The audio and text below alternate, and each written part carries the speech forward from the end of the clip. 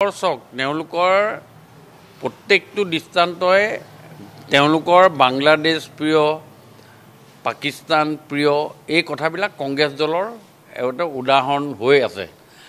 আজি শ্ৰীভূমিত যিটো ঘটনা হ'ল সেইটো কংগ্ৰেছ দলে সম্পূৰ্ণ জানে আৰু কংগ্ৰেছ দলে এইটো সম্পূৰ্ণ ঠিকা লৈছে যে আমি অসমখন বাংলাদেশ কৰিম আৰু সেইটো আৰম্ভ শ্ৰীভূমিৰ পৰা কৰিছে।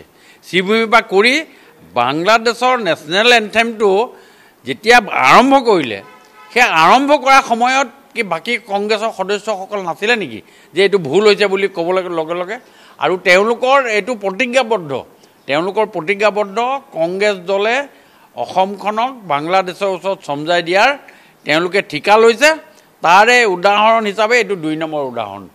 ১ নম্বৰ কংগ্ৰেছ প্ৰেছিডেণ্টজনেই পাকিস্তানৰ লগত তেওঁৰ যি নেক্সাছ বাংলাদেশৰ লগত তেওঁৰ যি নেক্সাছ সেইবিলাকেৰে প্ৰমাণ হৈছে যে আগন্তুক দিনত আমি কিমান সোনকালে পাৰোঁ অসমখন বাংলাদেশক সমজাই দিব লাগে। এইটো কংগ্ৰেছ দলৰ আজিৰ ডেটত মূল এজেণ্ডা বুলি ক'ব খুজিছোঁ।